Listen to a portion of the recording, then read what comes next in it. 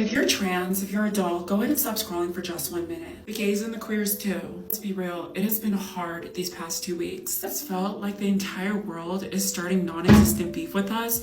Meanwhile, all we're trying to do is get a job with good insurance and laser our 5 o'clock shadows off. I'm here to remind you that we will get through this. The headlines, the media, the rhetoric can really feel like the world is nothing but anxiety and gloom for us. But we have to disconnect and connect with what's in front of us. What you feed your mind will affect your mental health just like what you eat will affect your body. If you're consuming nothing but this catastrophic media and headlines, of course you're going to feel anxious, overwhelmed, and wanting to isolate. But that is not conducive with becoming the beautiful person you will become. So this week, if it's safe to do so, I implore you to disconnect. Call your trans brother or sister or even an ally and remind yourself that the world is bigger and kinder than what the media will lead you to believe. These haters are just screaming at the rain. They're loud and dramatic and only get attention because they look like a train wreck you can't look away from. Honey, trust me, you are on the right track. You may not have felt like that these past 2 weeks, and it may not even feel like that in your immediate life. But keep going and focus on where you're trying to get to. Get to a place that is safe, build community, and honey, I promise you, it gets so much better. Good news, everyone! Tonight, India shows how grown-up countries act, advice from dads, trans brides, and more. Good news starts right now.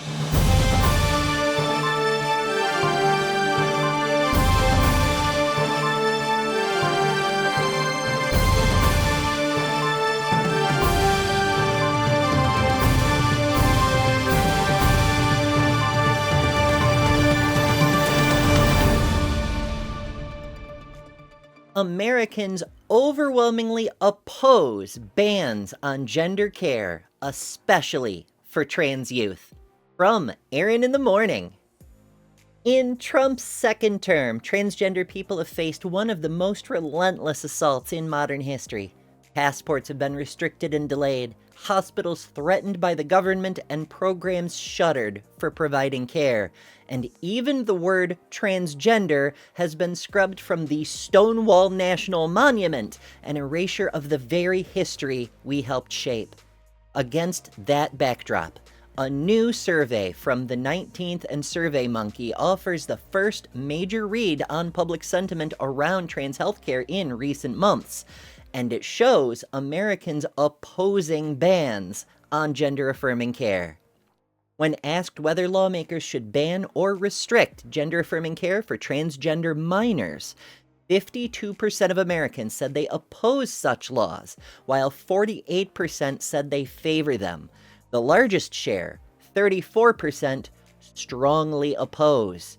The result tracks with other surveys, including a March 2025 Data for Progress poll that found broad resistance to government bans on gender-related care for trans youth. The poll also broke down support by subgroup. Black Americans were more likely to oppose bans on trans youth care, with 55% opposed and 45% in favor. Women opposed bans at higher rates than men, 56% to 48%. By age, Generation X was the only age group in favor of trans youth care bans, while younger and older cohorts were either evenly split or leaned towards opposition to such bans. Perhaps most telling for the political landscape, independents opposed bans on trans youth care by 54%. Democrats were overwhelmingly opposed, with 67% against. Republicans, by contrast, favored bans, with 64%. Freedom. The finding undercuts a familiar line from centrist strategists who insist Democrats should retreat on transgender rights.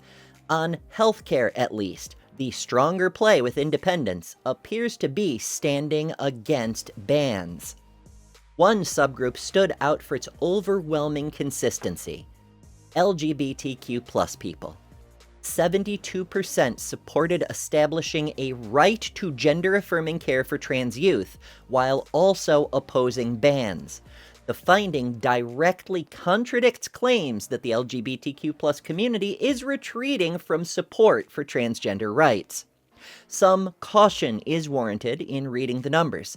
While most Americans opposed outright bans, they also rejected establishing a legal right to gender-affirming care for youth.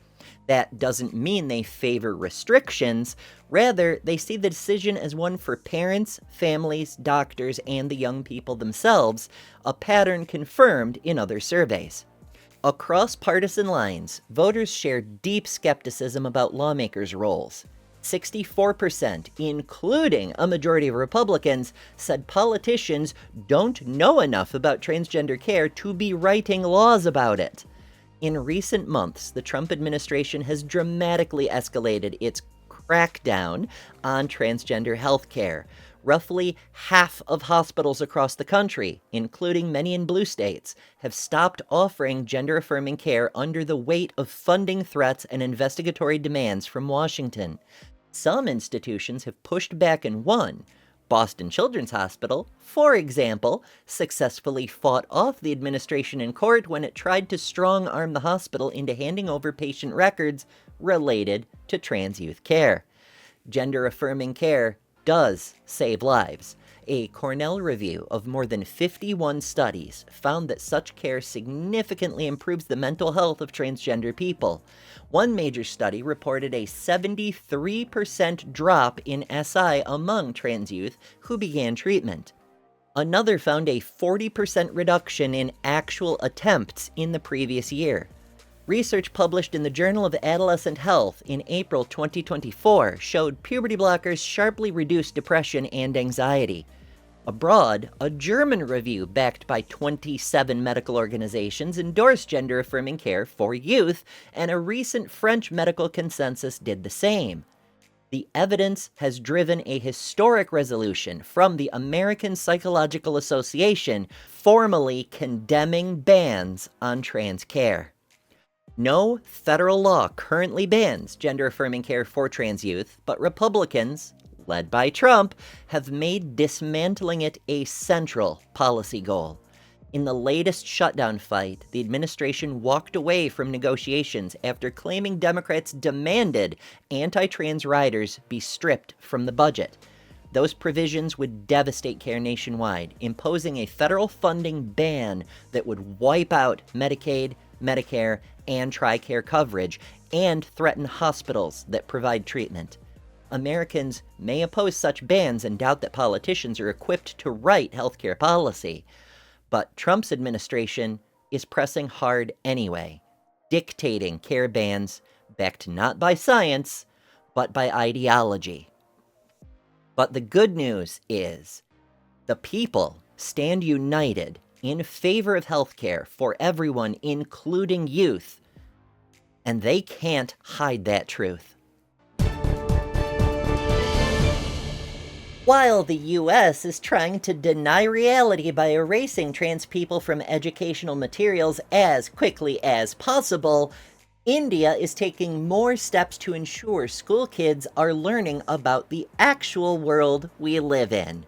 From the Times of India, the Supreme Court has issued a notice to the Center, NSERT, and 6 states, including Maharashtra, seeking their response to a public interest litigation demanding the inclusion of transgender inclusive comprehensive sexuality education in school textbooks. The petition was filed by Kavya Saha, a Class 12 student, urging that school curricula should incorporate transgender rights and gender diversity.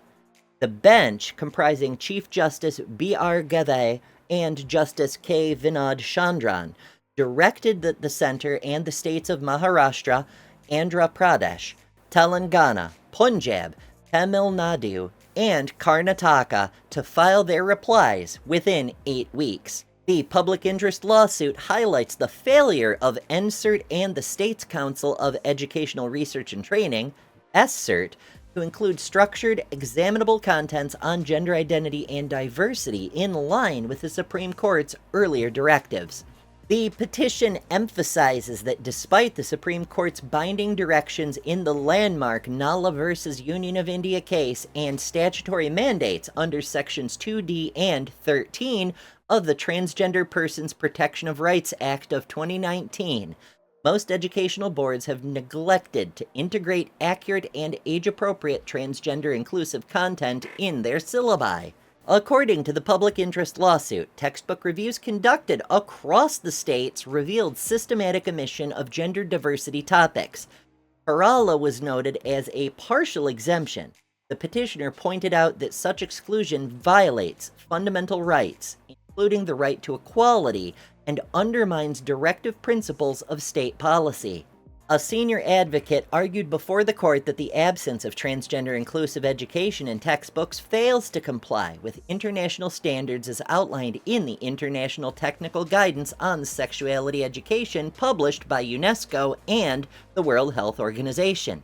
The public interest lawsuit cites the Transgender Persons Protection of Rights Act of 2019, which places a statutory obligation on educational authorities to ensure gender sensitization. It states the NCERT and SCERT must incorporate scientifically accurate and examinable content addressing gender identity, diversity, and the distinction between sex and gender in school curricula.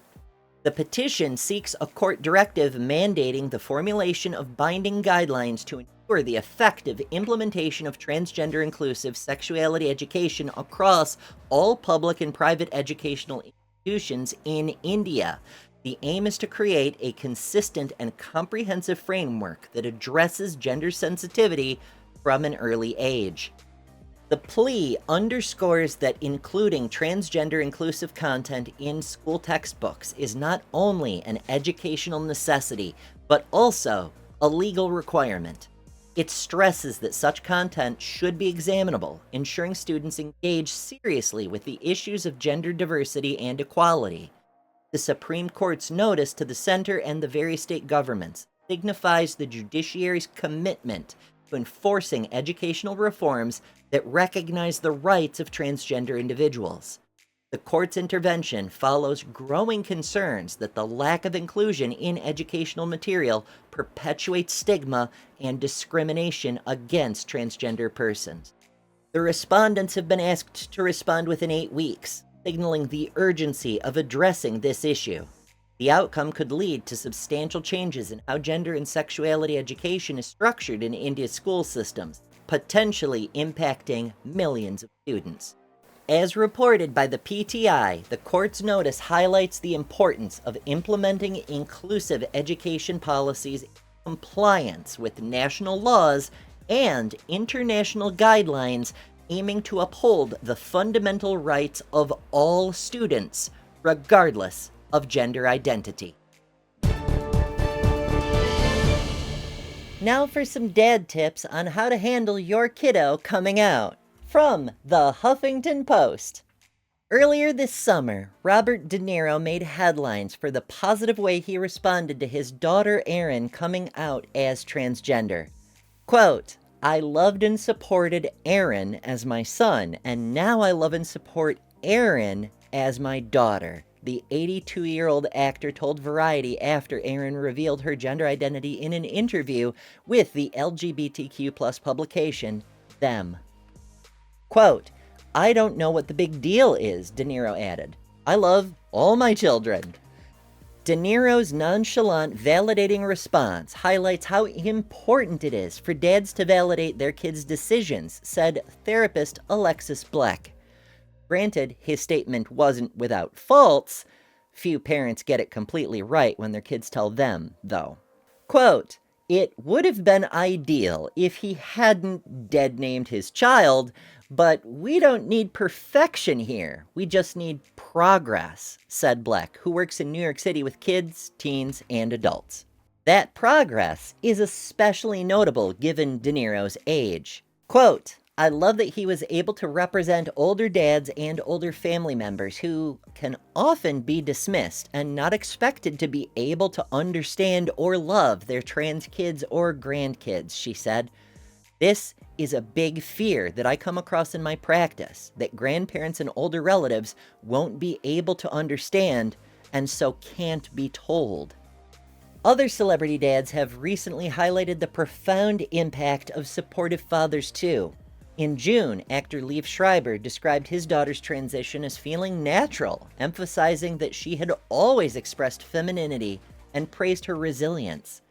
Marlon Wayans shared his journey from denial to acceptance of his son, and more recently, the actor-comedian called out Elon Musk for disowning his transgender daughter, Vivian Wilson.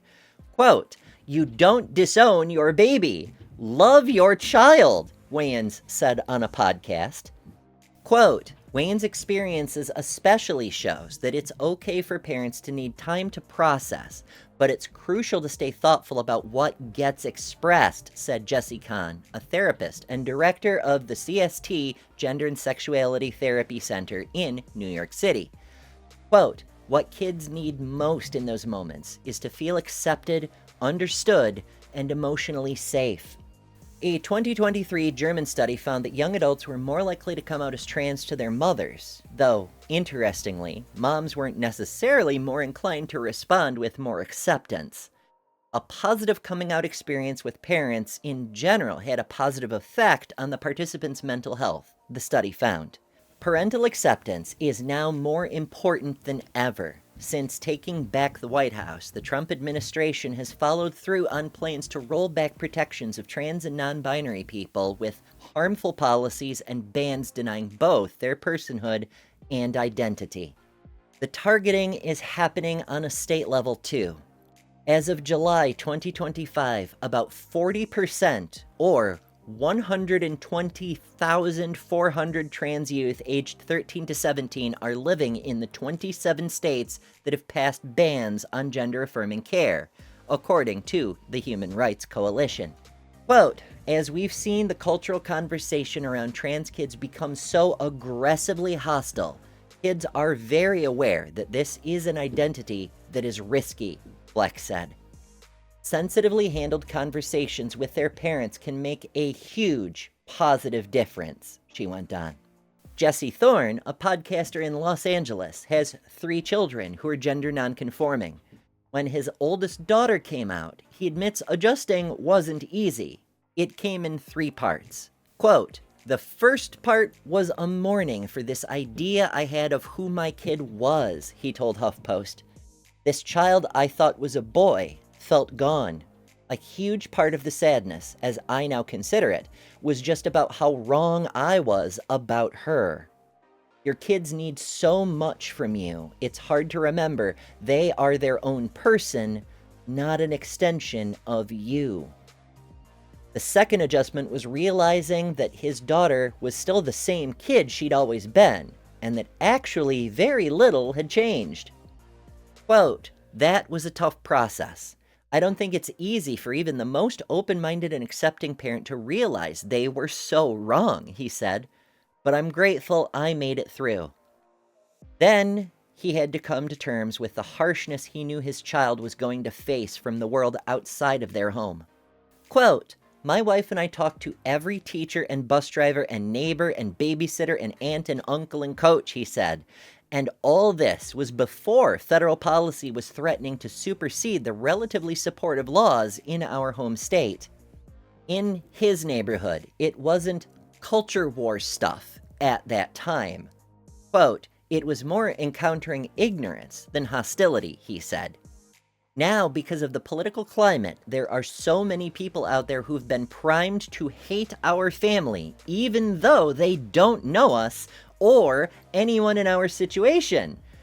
That's really scary." Steve O'Neill, a dad from the UK, said his daughter came out as trans when she was 17. There was a steep learning curve for him when it came to understanding gender, but he never put the onus on educating himself on his daughter. He was perfectly capable of Googling himself. Quote, "Understanding the spectrum of gender and how that can be fluid was a revelation to me. Learning to separate sex, gender, and sexuality is something so many people misunderstand," he said. "I was determined to listen, understand, and show how much I loved her." He didn't flinch when his daughter changed her name either, though he understands the inclination. Quote, "Any attachment you have as a father to what you named your child, just let that go," he said. At the time, he was newly separated from his daughter's mother, so he felt that it was even more vital to show his daughter that she was supported and that both her parents were allies. Quote, "That said, I'd tell parents that they have to work hard to ensure the transition is not the only subject in your kid's life," he said. "It's just one part of your kid's identity." The dads and therapists we spoke to had some advice on how to react to your child coming out from their lived experiences and their clients. First, know that how you make them feel in the moment is more important than what you say. Whether they're a kid or an adult, the moment when people come out often lives in their memory for years, not just because of what was said, but because of how it made them feel. Quote, "These feelings can have a lasting impact on both the person, the relationship between them, and their relationships going forward," Khan said. "It's completely okay for parents and caregivers to have emotions, questions, or even uncertainty. Quote, that doesn't make you a bad parent, it just means you're processing something new," Khan said. "What matters most is choosing to respond with care, curiosity, and a willingness to grow," he said. "A loving response isn't about having all the right words. It's a practice, and it's something you can learn." When dads show up with vulnerability and openness, they're not only affirming their child, he said, they're also helping to redefine what strength and masculinity can look like. Second, it's okay to just listen. Know that you don't have to have all the right responses. Your listening skills will come in clutch here almost more than anything. Quote, "Very broadly, I think that dads often imagine themselves to be shapers of children, deliverers of wisdom, forgers of steel," Thorne said. "There are ways that is wonderful. Children need guidance, but it can also get in the way of listening." Thorne tried to take a page out of his wife's book by listening instead of talking. The last thing he wanted to do was overwhelm his kids with questions or insensitive remarks he hadn't had time to think through. Quote, "It's so important to make sure your kids know they are allowed to be themselves and to have their own individual, autonomous place in the world, and that if they tell you about it, you'll be listening instead of talking," he said. "Thank your kid for trusting you and talking to you," he said. "Keep the words of Fred Rogers in mind. I like you just the way you are." Trans brides. Yes, we get married too. From Pop Sugar. Corey Ray grew up dreaming of her fairy tale wedding. At 5 years old, she started to draw pictures of herself in a wedding dress and wanted to emulate her favorite Disney princess, Ariel, from The Little Mermaid. But for Ray, a content creator and trans activist, this daydream meant more than seeing herself walking down the aisle in a beautiful white dress. It was the first step in affirming her gender identity and manifesting her life as a woman. Quote, "I always wanted to get married, and I've always visualized myself as the bride," Ray tells Pop Sugar. "In high school and definitely in college when I started dating, I was like, oh, now I'm really visualizing what a wedding would look like in the body I have now as the woman I've always wanted to be." For Ray and countless other trans women who've walked down the aisle, their weddings are powerful expressions of gender euphoria. That euphoria can manifest in a myriad of different ways, especially when it comes to beauty choices and self-expression. Ray, for instance, leaned towards a glamorous yet natural princess-inspired approach to her makeup, her hair, and even her nails. Quote, "We actually planned our flight around me getting my nails done because I refused to get my nails done in Chicago," says Ray. "I went to a place called Bella Cures, which I've gone to for the last 2.5 years in Los Angeles. I did nail trials 2 or 3 months leading up to the wedding. I tried pearls, I tried chrome, I tried French with chrome, but a nice, simple French manicure seemed like it would be the classiest option for me. YouTuber Gigi Gorgeous Getty went in a similar direction as Ray with her bridal beauty, even citing The Little Mermaid and another Disney princess's inspiration for her Michael Costello ball gown. Initially, however, Getty had a very different image of herself as a bride. Quote, "I always thought I was going to do minimal makeup. No false eyelashes, no sparkle lid, no lip gloss. Almost a no makeup look. Then I just thought, for my wedding day, it's not really me to do something like that. I want to do full glam. So I brought out some of my favorites." While both Ray and Getty had princesses on the brain, model and host Arise Wanzer-Harding chose to frame her bridal beauty around a custom dress. For years, her close friend and 2-time Emmy Award-winning costume designer Marco Marco promised Wanzer-Harding that he'd design her wedding dress. After she got engaged, he channeled Christian Dior's new look and one of Victoria Beckham's wedding dresses to create her bespoke gown. With the dress design finalized, Wanzer chose to lean into the old Hollywood vibe when it came to her bridal beauty, starting with a sharp cat eye and embracing a headband in lieu of a veil. When it came to her Audrey Hepburn-inspired hair, Wanzer-Harding also had to contend with Australia's summer weather. Quote, "I love the va-va-voom hair with a swoop," she said. "I was going to do my real hair for my wedding, but it was so hot that day, and what I was not going to do was babysit baby hairs and wisps. And you know what doesn't need that? Human hair wigs. They're going to stay exactly where you want them to. So I styled my wig myself the night before, and everything turned out very elegant." For TikToker Jamie Pandit, her wedding location, a lush, forested golf course 35 minutes from Toronto, ultimately dictated her bridal beauty plans. Quote, "The vibe of my makeup was very natural. Running through the forest, I just woke up in a bed of flowers," she says. "It was a glowy glam, and I wanted everyone in my bridal party to feel like summer goddesses." Pandit notes that her bridal makeup remained very true to her typical aesthetic and was not so dissimilar from how she'd approach her beauty for a night out. To enhance the look for her big day, she added a few individual lash extensions to open up her eyes and help the makeup appear very dreamy and fairy-like. While all 4 of these brides took their own approach to their hair and makeup on their big day, they each look back on their weddings knowing that they stayed true to who they were. Whether they got married 5 years ago like Getty or in June of this year like Ray. And for each of these women, getting married marked not only a personal celebration, but a celebration for trans women worldwide.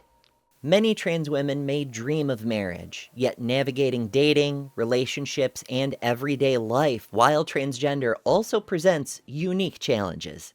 The trans experience is continually sensationalized by right-wing media, while anti-trans legislation spreads across the country.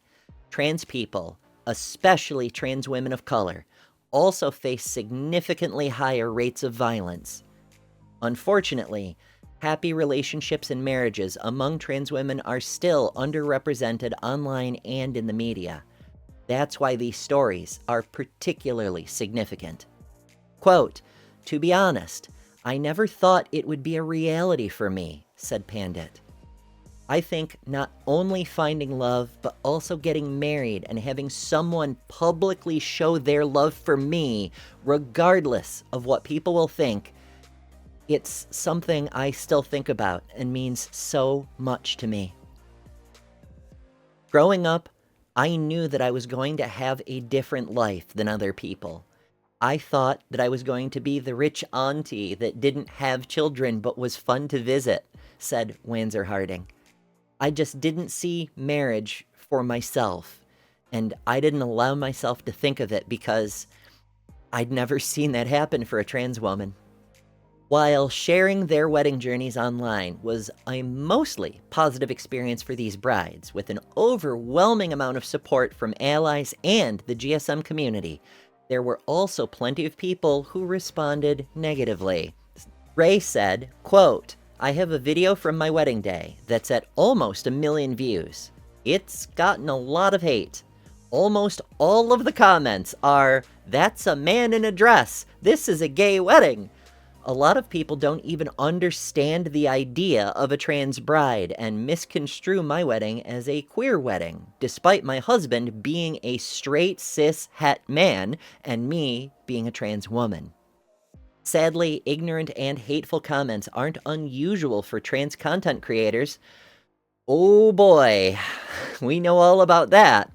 But all 4 women remain hopeful that the trans experience will become more normalized in broad society and that there will be more examples of trans women in happy, healthy relationships within the community. Because trans women don't deserve to just survive, they deserve to thrive as well. As Getty explains, quote, "When I got engaged and married, a lot of my trans girlfriends said, 'Oh my God, you're so lucky.' This is so rare within our community. It shouldn't be, though. It's something that we shouldn't be, among many other things, limited to. We deserve marriage. We deserve children in any way, shape, or form. We deserve happiness." If you enjoy content like this, make sure to subscribe. Transpositions Weekly is the home for trans-positive news, but also sports, analysis, and stories about trans people that all too often don't actually include any trans people. Support our efforts by sharing these videos with people who might like them, or people who might hate them but really need to hear some facts. And if you can, consider contributing at patreon.com/thetranspositions. And join the Discord, because Discord, of course, is where the memes live, and our meme of the week was posted by yours truly. And if you find yourself stuck in a dystopian late capitalist hellscape just waiting for your chance to maybe suffer a little less while civilization collapses in real time around you, join us. Also, if you have good news concerning trans people you'd like to see reported on, you can tell us about that in the Discord as well. For the Transpositions, I've been Ember Belrad.